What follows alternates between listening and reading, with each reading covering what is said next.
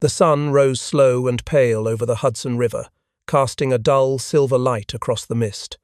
It was July 11th, 1804. Two boats slipped quietly from the Manhattan shore, their oars breaking the water in rhythm. The men aboard spoke little. In the first sat Alexander Hamilton, former Secretary of the Treasury, soldier of the Revolution, architect of a nation's economy, and father of 8 children. In the second sat Aaron Burr, the sitting Vice President of the United States. They were bound for Weehawken, New Jersey, a patch of earth already stained with the blood of men who had gone there to defend their honor.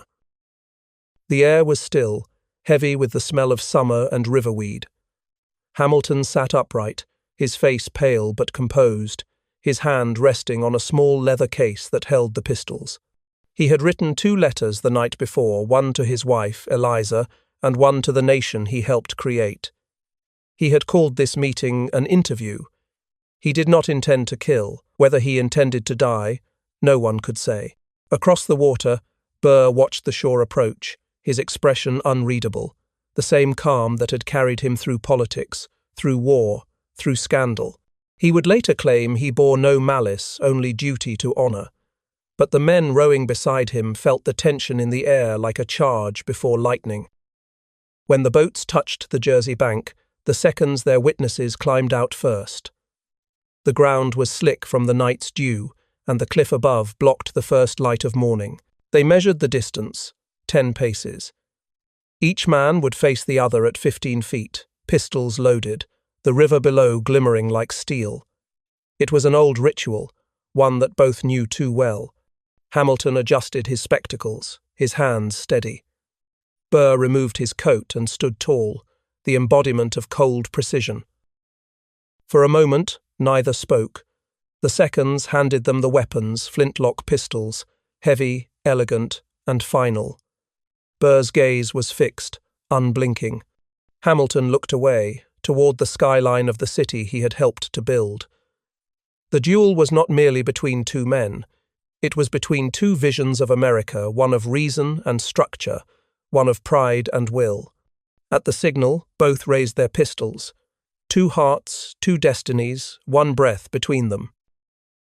A flash, a crack, the echo rolling across the river. Hamilton staggered, the pistol slipping from his hand. He fell backward, clutching his side, the color draining from his face. Burr stood motionless, smoke curling from his weapon. For a heartbeat, the world was silent, then the shouting began. Hamilton's seconds rushed to his side. Burr took 1 step forward, then stopped. He bowed slightly, turned, and walked away. The mist closed around him as he descended toward his boat. Behind him, America's first great duel had been fought, and the new republic would never look the same again. The revolution had been won, but peace brought no unity. In the years after 1783, the young republic stood trembling on unsteady legs, its victory still raw, its wounds still open. The colonies had thrown off the greatest empire in the world, but what came next was far less clear. 13 states, 13 governments, 13 competing ambitions, all bound by paper promises and fragile trust. Independence had been a cry of defiance. Nationhood was proving a far harder thing. The Articles of Confederation held the states together only in name. Congress had no power to tax, no standing army, no authority to enforce its own laws. Debts from the war choked the Treasury, and farmers from Massachusetts to the Carolinas rebelled against taxes they could not pay. In the taverns and state houses, the word republic began to lose its shine. Freedom had come, but order had not followed. The same fire that had burned against Britain now flickered dangerously against itself. Into this uncertainty stepped a new generation of men who had fought the war and now meant to define its meaning. Alexander Hamilton saw chaos and resolved to master it. A nation, he argued, needed structure, credit, currency, law, and strength. Aaron Burr saw opportunity. He had no use for grand theories. Power was a game, and he intended to play it well. They were children of the Revolution, but where Hamilton saw destiny, Burr saw chance. Between those visions lay the fault line of the new America. Factions soon rose like rival kingdoms. On one side, the Federalists, led by Hamilton, believed in a strong central government, the guiding hand of order. On the other, the Republicans, led by Jefferson and Madison, feared tyranny reborn, believing liberty could survive only in local hands. Newspapers became weapons, words became bullets, and politics became war by other means. Each side called itself the defender of the revolution, and branded the other a betrayer of it. The dream of unity faded beneath the noise of quarrels and suspicion. Even Washington, revered above all men, felt the strain. "We are a nation divided," he wrote, "by the very passions that gave us birth." The Republic had been born of revolution but not yet reborn in stability. And in that fragile age, between freedom won and freedom secured, two men began their ascent. Each believed he could shape America's future. Each would find that the new nation could hold their ambition only until it tore itself apart. Alexander Hamilton's story began in the heat and hunger of the Caribbean, on the island of Nevis, where sugar ruled and slaves outnumbered free men 10-1. He was born out of wedlock, the son of a drifting Scots trader, and a mother cast out by polite society. Poverty and shame were his inheritance, but brilliance was his revenge. As a boy, he clerked in a counting house, mastering trade ledgers before he was 12, writing letters so eloquent that island merchants took them for the work of a man twice his age. After a hurricane devastated his home, he described it in prose so vivid that local patrons took up a collection to send him north. "A mind such as this," one wrote, "must not be wasted in a place like this." Hamilton landed in New York, a stranger with no name but his own. He devoured books, entered King's College, and threw himself into the politics of revolution. Words became his weapon, logic his musket. He wrote like a storm, demanding liberty, demanding change, demanding a place in the world that had denied him one by birth. When war came, he joined it not as a soldier of fortune, but as a soldier of destiny. Courage carried him through cannon fire at Trenton and Princeton until George Washington himself noticed the fiery young aide with the pen of a scholar and the heart of a fighter. Aaron Burr began in the opposite world, born to a name that carried weight, grandson of the theologian Jonathan Edwards, son of a college president. Heir to expectation. Privilege was his birthright, intellect his weapon. He studied at Princeton while still a boy, excelled in the law, and joined the army not from hunger but from duty. Where Hamilton fought for a world that did not yet recognize him, Burr fought to preserve the one that already did. He was graceful, composed, and ambitious in a quieter way, the kind of man who never shouted but always advanced. They were, from the start, opposites drawn toward the same fire. Hamilton burned for causes larger than himself, reform, order, the architecture of a nation. Burr burned for himself ambition unclouded by ideology, yet each saw in the other something both admirable and intolerable. Burr recognized Hamilton's genius but despised his self-righteousness. Hamilton saw Burr's charm and feared his emptiness. To Hamilton, Burr was the embodiment of principle without conscience. To Burr, Hamilton was conscience without humility. Their lives rose together through the revolution's chaos, two prodigies in a land remaking itself, two men too brilliant, too hungry, too proud to coexist. Hamilton built power through ideas, Burr through alliances. They shared the same soil, the same circle, even the same battles. But in every success, every office, every whispered rivalry, the distance between them narrowed. It was not destiny that would destroy them. It was likeness two stars, burning too close, fated to collide. When the revolution's smoke cleared, Hamilton saw not peace, but opportunity to take the chaos of victory and mold it into permanence. At 30, he became the youngest member of Washington's cabinet, the first Secretary of the Treasury of the United States. In the nation's fragile infancy, he saw danger everywhere: empty coffers, weak credit, 1,000 competing state interests pulling the republic apart. His solution was order debt harnessed as power, commerce as strength, government as the spine of liberty. Energy in the executive, he called it, is the definition of good government. To him, freedom without structure was anarchy in disguise. Hamilton's vision was bold, almost imperial. He built systems, banks, tariffs, public credit that would bind the states together in mutual obligation. He dreamed of factories rising along rivers, of trade routes and fleets carrying American goods across the world.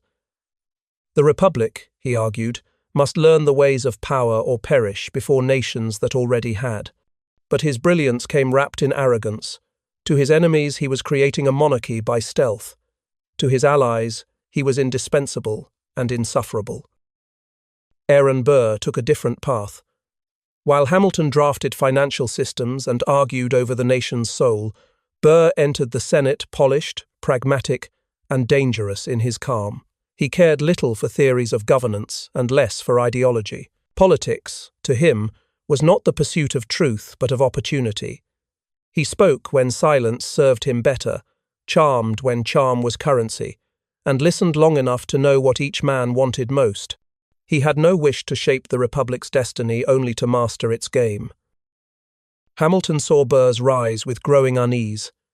Here was a man with no fixed principles, he told friends, willing to climb over anything, law, party, or virtue, to reach power. Burr, for his part, dismissed Hamilton as a zealot, a man whose ideals made him dangerous. He would rather be right than safe, Burr once said, and neither serves a politician well. To Burr, Hamilton's fiery speeches and moral crusades were naive in a world that rewarded subtlety. To Hamilton, Burr's silence was a kind of treason. As the 1,790 seconds unfolded, their names became the twin poles of the new republic. Hamilton, the architect of federal power; Burr, the embodiment of self-made ambition. Washington trusted one and distrusted the other. The people admired both and understood neither. They moved through the same halls, the same dinners, the same whispered intrigues of the capital, each man's shadow crossing the other's path again and again. The revolution had given them freedom, but not peace. It had made them rivals, not yet enemies, but close enough that one could already see how the story would end. The year 1800 arrived with the Republic at war with itself, if not in arms, then in spirit. Washington was gone, Adams was despised, and the young nation seethed with factions that now had names: Federalists and Republicans. Newspapers spat venom, accusing opponents of tyranny, atheism, or treason. Jefferson and his followers called Hamilton's legacy a betrayal of liberty, a system of banks and taxes fit for kings. Hamilton's allies called Jefferson a Jacobin dreamer who would drench America in French blood. And in the middle of that chaos stood Aaron Burr, watching, waiting, smiling his careful smile. The election of 1800 would be fought not just for power, but for the meaning of the revolution itself. John Adams, weary and bitter, sought re-election as the last guardian of Federalist order.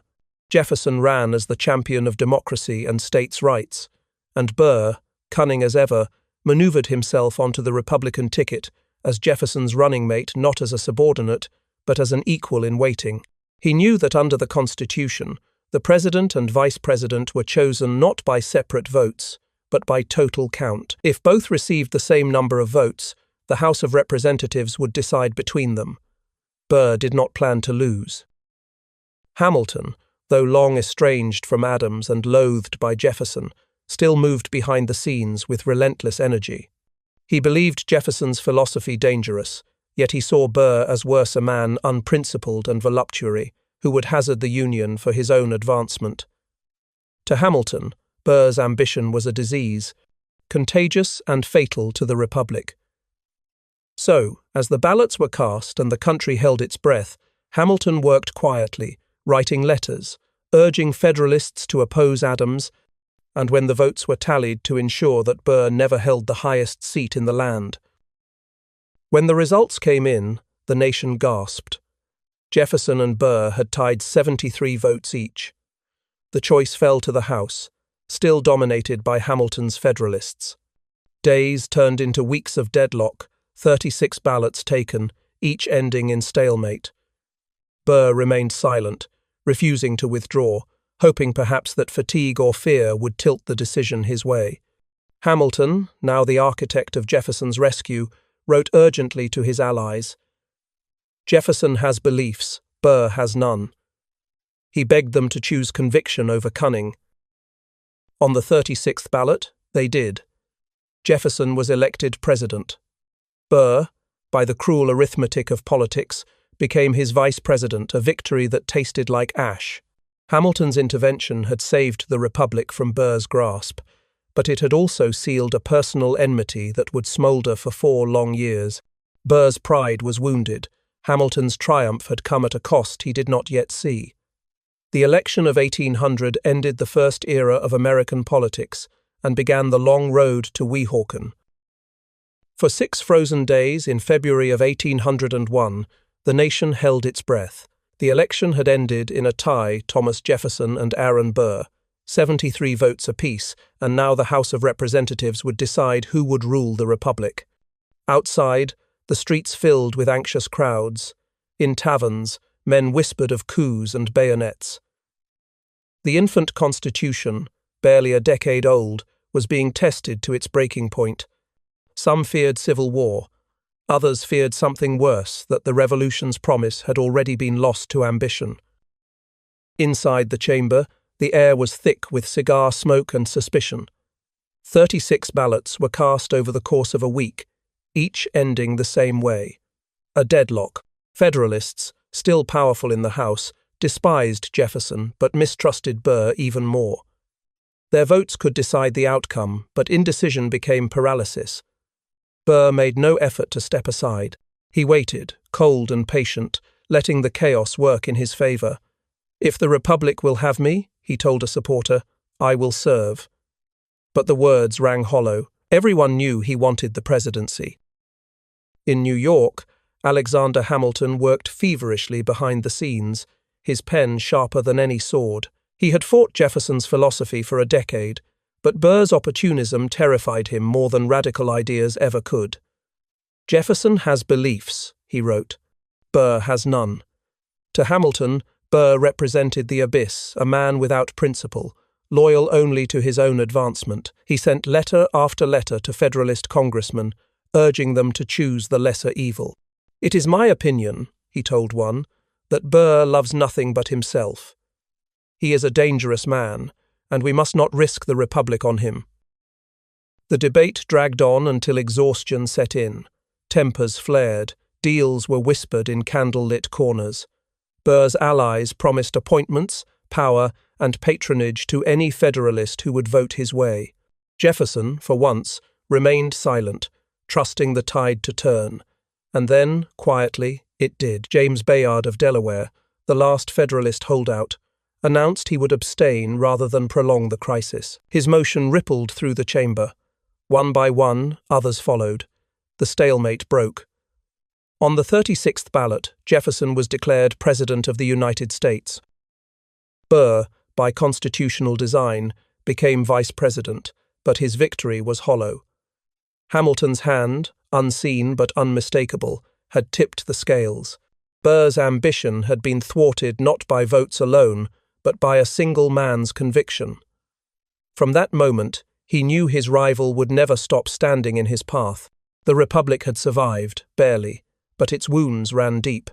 The Revolution's heroes had turned their swords inward, and in the echo of that battle of ballots, the first shadow of Weehawken began to fall. Aaron Burr entered the vice presidency in 1801, with all the ceremony due to his rank and none of the power. He had expected influence, perhaps even partnership, but Thomas Jefferson had other plans. The election had exposed Burr's ambition too clearly.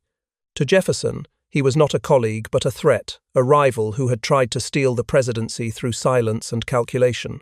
When the new administration gathered in Washington, Burr found himself excluded from the inner circle, shut out of cabinet meetings, and treated as little more than an ornament of state. The second office in the land had never felt so small. Burr's dignity masked his humiliation. In public, he presided over the Senate with impeccable calm, his manners flawless, his smile unbroken. Senators admired his poise even as they sensed the storm beneath it. In private, he seethed. Every law, every appointment, every whisper of Jefferson's growing popularity, reminded him of how narrowly he had missed the power he believed was his by right. "A vice president," one observer wrote, "who waits for orders that never come." Burr did not wait long before plotting his own path forward. Washington in those days was little more than a muddy village of half-built dreams, swamps, scaffolds, and rumor. It was a city made for intrigue, and Burr thrived in it. If Jefferson would not use him, he would build his own coalition. He courted Federalists disenchanted with the administration, dined with journalists, listened more than he spoke. Men came away from his table believing they had found an ally, a confidant, perhaps even a savior from the growing dominance of Virginia and its plantation politics. Burr never corrected them. Hamilton, watching from New York, saw what was happening and warned anyone who would listen. "Burr is unprincipled," he wrote. "He will never be content until he can grasp the scepter of Caesar." Yet Burr, outwardly serene, gave no sign of open rebellion. He attended Jefferson's functions with courteous precision, bowed where required, and smiled through every slight. The mask he wore was perfect, too perfect. Beneath it, the wound festered. By the end of Jefferson's first term, Burr's isolation was complete. He had lost the president's trust, the Republicans' confidence, and Hamilton's restraint. But ambition, once wounded, rarely dies. It hardens. Burr's friends began to whisper of a new plan, one that would restore his honor and destroy those who had humiliated him. For now, he kept his silence. But every slight, every exclusion, every rumor of betrayal etched itself into his memory. The vice president who had been denied power would find another way to claim it, and the reckoning had only begun. By the dawn of the new century, Alexander Hamilton's fingerprints were everywhere on the banks that lent money, the ships that carried trade, the laws that bound the states together. He had left Washington's cabinet years before, but his vision still ruled the Republic. The Federalist dream he had built from ink and argument had turned a fragile confederation into something solid, something enduring. In the hum of commerce, the clang of shipyards, and the quiet confidence of a stable currency, one could hear the echo of Hamilton's mind at work. It was his America now disciplined, industrious, and orderly. He believed that power, properly structured, could serve liberty instead of threaten it. A national bank, public credit, a funded debt, all the devices that frightened farmers and revolutionaries alike were, to Hamilton, instruments of trust. "A nation must borrow to build," he said, "as a man must plant to reap." Critics saw tyranny, he saw survival. He had given the United States what it needed most, permanence. But in doing so, he had also given it a ruling class of financiers, merchants, and lawyers, the very people men like Jefferson and Burr distrusted most. Burr moved through this world like an outsider among his own. He understood money, but not the faith that drove Hamilton's system. Where Hamilton saw national unity in debt and law, Burr saw opportunity only in leverage. He admired the power Hamilton's web created, but could not control it. It answered to institutions, not individuals. Burr thrived on charm and alliances, but the Federalist order had no room for personal kingdoms. It was built for systems, not men. And Burr, for all his brilliance, was a man without a system. Hamilton's America was an engine precise, unromantic, unstoppable. It rewarded discipline and punished improvisation. To those who understood its gears, it offered greatness. To those who didn't, it seemed a trap. Burr looked at it and saw his own limitations reflected back at him. His talent for persuasion, his mastery of the moment, these were gifts of the old world, where power lived in personality. Hamilton had built a new one, where power lived in permanence. And yet, for all his success, Hamilton could not help himself from fighting ghosts. He saw in Burr a threat to everything he had built, a man who embodied the chaos Hamilton had spent his life taming. Every time Burr rose, Hamilton struck at him, sometimes in print, sometimes in whispers, always with the conviction that he was defending the Republic. But beneath that righteousness lay something more human: fear. fear that the world he'd forged with such precision could still be undone by a single man's ambition. By 1804, the rivalry between Hamilton and Burr had hardened into something poisonous, no longer politics, but personal war. The years since the election of 1800 had stripped Burr of nearly everything: Jefferson's trust, his influence, his party, his dignity. The vice presidency was ending, and with it any hope of power in Washington. Yet Burr refused to vanish. He turned his gaze north to New York, the restless, growing city that might still make him a king in all but name. He would run for governor. New York was the prize Hamilton had fought his whole life to shape. Its banks, its merchants, its laws all bore his mark. It was also his home, and he would not see it fall under Burr's control. When Burr announced his candidacy, Hamilton reacted with fury disguised as reason. He wrote, he spoke, he warned. Burr, he told friends, is a man who ought not to be trusted with the reins of government. His words spread through pamphlets and parlours like sparks on dry paper. Burr, who had once counted Federalists among his allies, watched as Hamilton's shadow closed every door in his path. The campaign quickly became a battlefield without rules. Hamilton's allies whispered that Burr was corrupt, faithless, dangerous. Burr's men struck back, accusing Hamilton of arrogance, hypocrisy, and hidden ambition. Newspapers printed every rumour, taverns buzzed with every insult. In a city where politics had once been a contest of ideas, it had become a war of character, and Burr was losing. Even those who admired his charm began to question his purpose. "He has genius," one voter said, "but no soul." When the votes were counted, the result was a humiliation. Burr lost by a crushing margin. His career, already wounded, was now broken beyond repair. In private, he raged not at Jefferson, not at fate, but at the man who had destroyed him again. Hamilton's hand, once more unseen but unmistakable, had turned public opinion like the tide. "It was not the people," Burr muttered to a friend. "It was Hamilton." His calm returned quickly, but it was the calm of a man who had made a decision. Then came the letter, a published account of a dinner conversation in which Hamilton had allegedly called Burr a dangerous man who ought to be despised. Burr demanded a retraction. Hamilton refused. Words had been their weapons for 20 years, but this time, words would not suffice. Burr's letter closed with the formal language that every gentleman of the age understood. Satisfaction must be given. The duel before the duel, the long war of letters, speeches, and elections was over. The next one would be fought with pistols. In the spring of 1804, Aaron Burr's composure finally cracked. Years of humiliation, whispers, and carefully measured slights had hardened into something sharp and cold. When he read the words printed in the Albany Register that Alexander Hamilton had described him as a dangerous man who ought to be despised, the veneer of patience dissolved. It was not just insult, it was execution. In a world governed by reputation, Hamilton's words were a death sentence delivered in ink.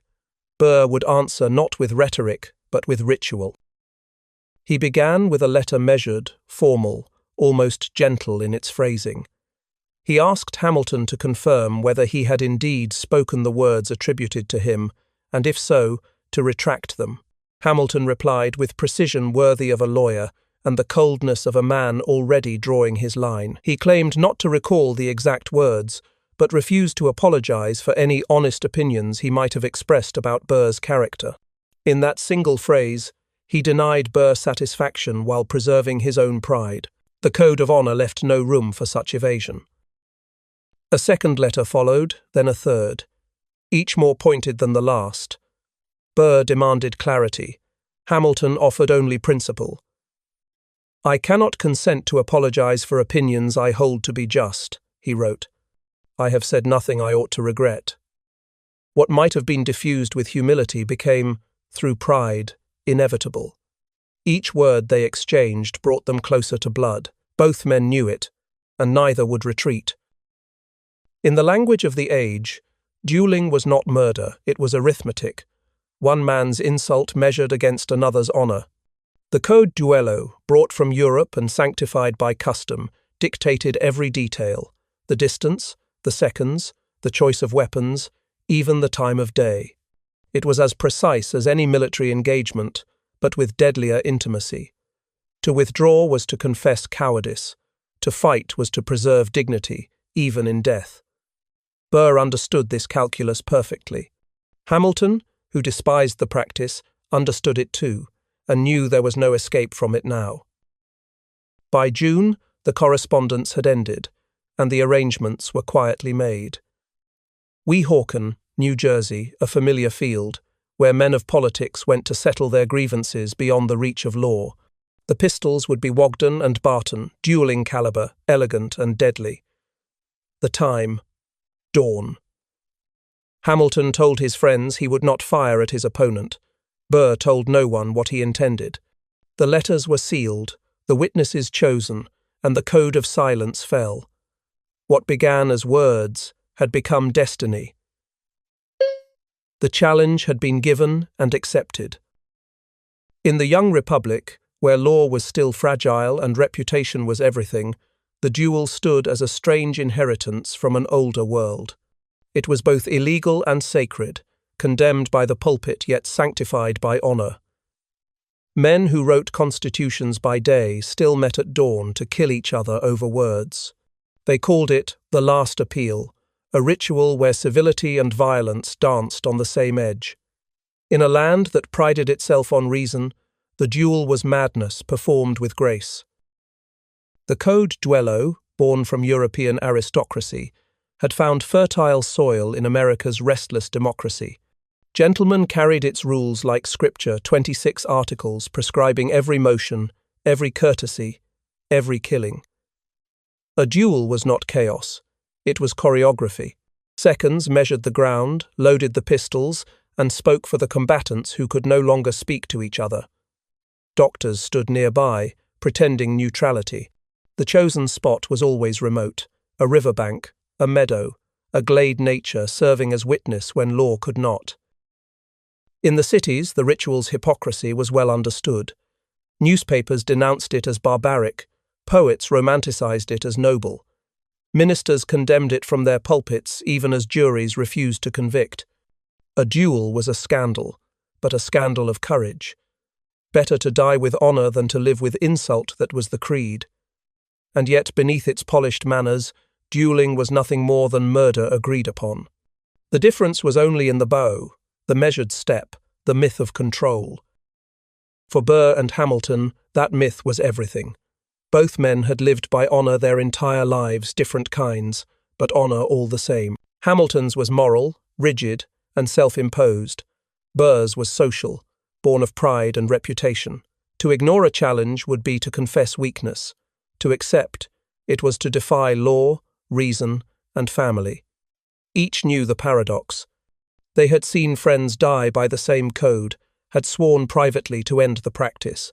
Yet when the time came, neither could live as the man who had backed down.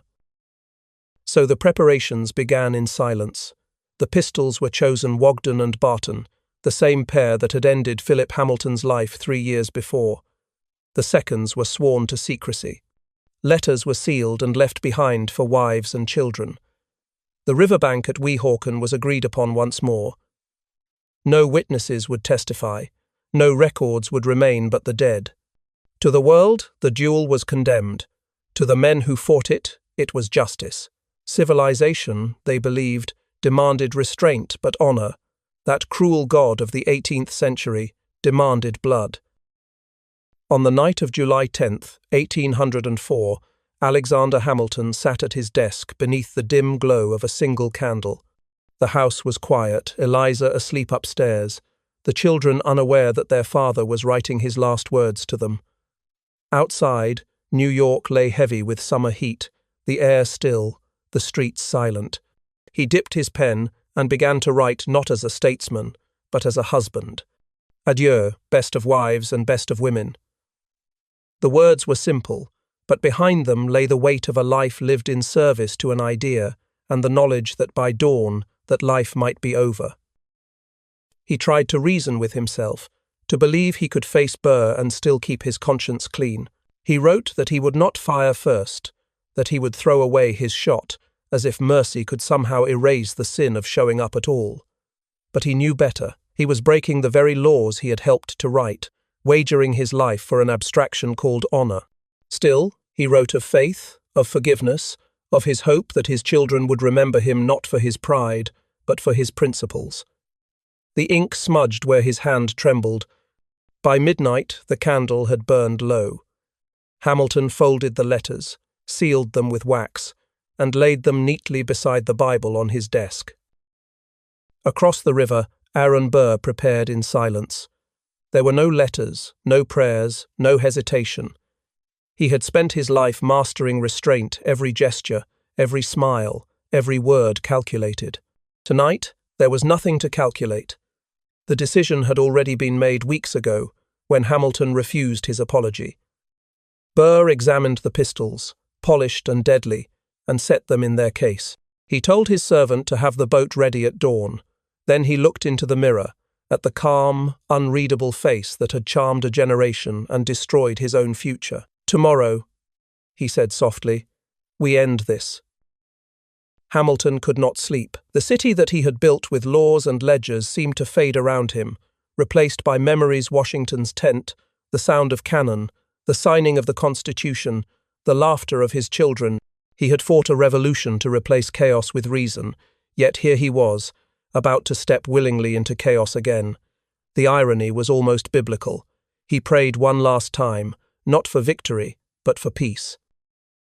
In the small hours before dawn, two men, the orphan and the aristocrat, stood at opposite ends of destiny, each certain of his own righteousness, each blind to how history would judge them. By morning, one would be dead, and the other would never again be whole. The candle burned out, leaving only darkness and the sound of the river waiting below. Dawn broke pale and silent over the Hudson. Mist clung to the river like a shroud as two small boats cut through the still water toward the cliffs of Weehawken. It was July 11th, 1804. The oars made no sound but the rhythmic splash of wood against current. In one boat sat Alexander Hamilton, pale and composed, his face unreadable. In the other, Aaron Burr, dressed in black, eyes fixed ahead. Neither spoke. The ritual had begun. The dueling ground was a narrow ledge above the river, hemmed in by rock and trees. It was a place already haunted. Hamilton's own son, Philip, had fallen here 3 years earlier in another duel fought for honor. Now the father stood on the same soil, the echo of tragedy beneath his boots. The seconds measured 10 paces, loaded the pistols, and gave each man his weapon. Formalities were exchanged in whispers. The sun was rising, throwing streaks of gold through the fog. The air smelled of dew and iron. Hamilton adjusted his glasses, then removed them. He examined the pistol, Wogden and Barton, elegant, cold, heavy in the hand. Burr's posture was impeccable, his breathing steady. They took their positions. Silence fell. No one moved. Then, at the signal, both men raised their pistols. Time seemed to stop. The world narrowed to the distance between them 10 paces, 10 years of rivalry, 10,000 words that could never be taken back. Hamilton fired first, or perhaps he didn't. Witnesses would never agree. The shot struck a branch above Burr's head, slicing through leaves before vanishing into the sky. Burr's arm rose in reply, precise, deliberate. His pistol cracked, echoing off the cliffs. Hamilton staggered. For a moment, he stood as if confused. Then the weapon fell from his hand. The seconds rushed forward. Blood stained his waistcoat. He collapsed onto the grass, the breath leaving him in a slow, shuddering sigh. Burr lowered his pistol, staring at the man on the ground. No triumph, no horror, only a grim stillness. He turned without a word, stepped into his boat, and was gone before Hamilton's party could lift the wounded man from the field. The mist swallowed him, as if the river itself refused to bear witness. Hamilton lay beneath the trees, eyes half open, whispering prayers. The sun climbed higher, turning the fog to gold. Within hours, he would be carried back across the river to die in the home of a friend. The duel was over, but the echo of that single shot would roll across the nation like thunder, an empire of ideals struck by its own contradiction. On the cliffs of Weehawken, the revolution had come full circle, and America's dream had drawn blood from its own heart. When the news crossed the Hudson that Alexander Hamilton was dying, New York froze. Crowds gathered outside the house of William Bayard on Jane Street, where doctors and ministers hurried in and out beneath drawn curtains. Inside, Hamilton drifted in and out of consciousness, whispering to Eliza and begging that his children be taught to forgive. He asked for the sacrament, held the hand of his eldest son, and murmured, "If they break this union, I shall die again." At 2 o'clock the next afternoon, his breath stopped. The city that had risen with him fell silent. Bells tolled across Manhattan. Flags hung in mourning from ships in the harbor. Churches filled with citizens who had never met him, but felt they had lost the architect of their future. Newspapers printed his last words, his funeral address, his portrait bordered in black. The man who had built America's finances, fought its wars, and defined its constitution, was gone, struck down not by an enemy, but by one of its own. The shock rippled outward like an earthquake, toppling reputations, splitting friendships, and staining the new republic with shame. Aaron Burr fled. Within hours of the duel, he was back in Manhattan, calm and composed, breakfasting with friends as if nothing had happened. But by the next morning, warrants were issued for his arrest. Murder, they said.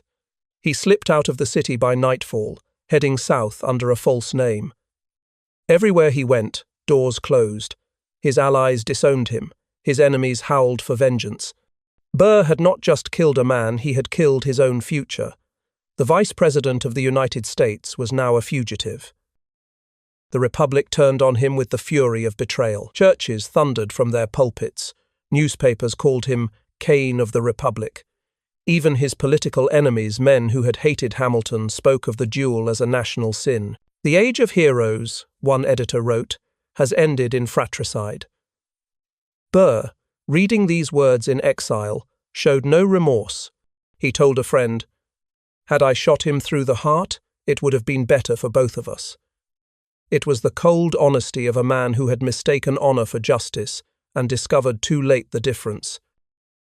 In death, Hamilton achieved what he could never secure in life: martyrdom. The public that had doubted him now sanctified him. Statues rose, poems were written, sermons preached. Burr's name, once synonymous with brilliance, became a curse. 2 men had gone to the cliffs of Weehawken to defend their honor. One found immortality, the other vanished into infamy. And the Republic, still young and trembling, learned how fragile greatness could be when pride becomes a creed. Aaron Burr became a ghost the moment he stepped off the dueling ground. His name vanished from polite conversation, erased from the city he had once ruled. Yet he lived on, hunted, reviled, unbroken. The Republic he had helped to create now saw him as its enemy, a reminder that even in a nation founded on law, ambition could still drive men beyond its reach. Burr did not beg forgiveness. He reinvented himself.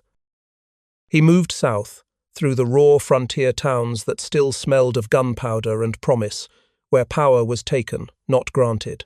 Rumors followed him like wolves, that he plotted to seize New Orleans, that he would carve a new empire in Mexico, that he dreamed of crowning himself a Caesar in the wilderness. Burr said little, but smiled often. He recruited men, bought supplies, wrote coded letters. Whether the plot was real or imagined, it was enough to terrify a young nation already suspicious of kings. By 1807, President Jefferson, his old rival, ordered him arrested for treason. Burr was dragged in chains across the country to Richmond, Virginia, where Chief Justice John Marshall presided over the most sensational trial in American history. Crowds filled the courtroom. Newspapers called him the Judas of the Republic. The evidence was thin, the accusations sprawling. Burr defended himself with calm brilliance, cross-examining witnesses with the same composure he had shown at Weehawken. When the verdict came, "Not guilty," the courtroom gasped. He had escaped the noose, but not the stain. After the trial, Burr drifted like a man half alive. He went to Europe, haunting the salons of London and Paris, seeking backing for new ventures that never materialized. No one would touch him. Even the desperate courtiers of Napoleon's empire wanted no part of the American exile, who had once been a heartbeat from the presidency. When he finally returned home, he was a relic, his fortune gone, his friends dead, his legend poisoned. Yet he walked the streets of New York unbowed, an old man with the air of someone who had seen too much to fear anything more. He died in 1836, almost forgotten, in a boarding house near Staten Island, the last survivor of the Revolution's inner circle. There was no grand funeral, no procession, no monument, but in the silence of that room, one could almost hear the echo of that single shot across the Hudson, the sound that had ended one life, ruined another, and haunted a nation ever since. Aaron Burr had challenged the Republic itself and lost, but in his fall, he revealed something enduring, that the American experiment was not just a struggle for freedom, but a struggle against the pride of the men who made it. Eliza Hamilton outlived her husband by half a century. When Alexander fell at Weehawken, she was 47, a widow with 7 children and a nation that had already begun to forget. But Eliza did not forget. She gathered every letter, every scrap of his handwriting, every speech and report she could find. She visited those who had known him, soldiers, senators, old friends, and copied their recollections by hand. "I will not let his light go out," she told her sister. The world had buried him. She began the slow work of resurrection. Her grief hardened into purpose. She sold their home in New York, settled her debts, and devoted herself to protecting his legacy. In an era when widows were expected to fade into silence, she became one of the most determined women in the young republic. She petitioned Congress to publish his papers, corrected false accounts, and faced down the men who had once maligned him. "My husband loved this country," she reminded them, "and this country owes him the truth." When editors twisted his memory, she wrote back. When biographers lied, she set them straight. Yet her life was not only one of vengeance, but of service. In 1806, she helped found the first private orphanage in New York City, dedicating it to the memory of the fatherless boy who had risen to shape a nation. She spent decades there, raising funds, teaching children, offering them what her husband had been denied: safety and a future. The orphans called her Mother Hamilton. She called them my family. As the years passed, the republic her husband had helped build changed beyond recognition. New generations spoke of railroads, expansion, and industry. The names of the founders faded into myth. But Eliza endured, a living link to the revolution. She told their stories of Washington's tents, of Yorktown, of Alexander's restless genius, until her voice trembled but never faltered. "He was a great man," she would whisper to visitors, "and I knew his heart." When she died in 1854, at the age of 97, the city mourned her as it had once mourned him. The orphanage she built still stood. The papers she had saved became the foundation of his legacy. Through her persistence, Alexander Hamilton was not merely remembered, he was restored. In her long vigil, Eliza had turned grief into endurance, loss into light. History would remember the duel, but she ensured it would also remember the man. The duel at Weehawken ended in seconds, but its echo never stopped. Across centuries, the names Hamilton and Burr have remained like two halves of the same American coin, one engraved with vision, the other with will. They were not simply rivals, they were archetypes. Hamilton, the restless architect of order, believed in institutions, in law, in the idea that reason could tame chaos. Burr, the solitary pragmatist, believed in the power of the individual, in charm, in survival. One built systems, the other maneuvered through them. Together they embodied the Republic's eternal struggle, idealism versus ambition, principle versus pride. Their duel was not just personal, it was political theology, acted out in smoke and blood. Two men who had fought for liberty now stood as proof that liberty carried its own fatal contradictions. The revolution had promised equality, but its founders still moved by aristocratic codes of honor, demanding satisfaction through violence. The Republic claimed to have left Europe's monarchies behind, yet its leaders still killed each other over reputation. America was born modern but behaved ancient. In that contradiction lay the tragedy of Weehawken. Hamilton's death sealed his vision into martyrdom. He became the saint of structure, the man who believed a nation could discipline its passions through law, finance, and reason. Burr became the spectre of its darker instincts, the self-made opportunist, too modern for his time, punished for embodying the freedom others only preached. One was sanctified for dying with principle, the other was condemned for living without remorse. Yet both were necessary to the nation's story. Without Hamilton's order, the Republic would have dissolved. Without Burr's ambition, it might never have been born. Every generation since has replayed their conflict in new forms: political parties, social movements, rival ideologies. The dreamer versus the pragmatist, the builder versus the player, the believer versus the survivor. America has always needed both and been destroyed a little by each. The duel that began beside the Hudson still plays out in every argument about power and morality, every clash between vision and vanity. In the end, the duel was not about who lived or died, but what kind of nation would survive. The pistol smoke that drifted over the river was the young Republic's first glimpse of itself in the mirror, noble and reckless, brilliant and blind, convinced that ideas alone could make men virtuous. It was wrong, of course. But in that tragic moment, between pride and forgiveness, America learned what it truly was, a country forever divided between its better angels and its most human flaws.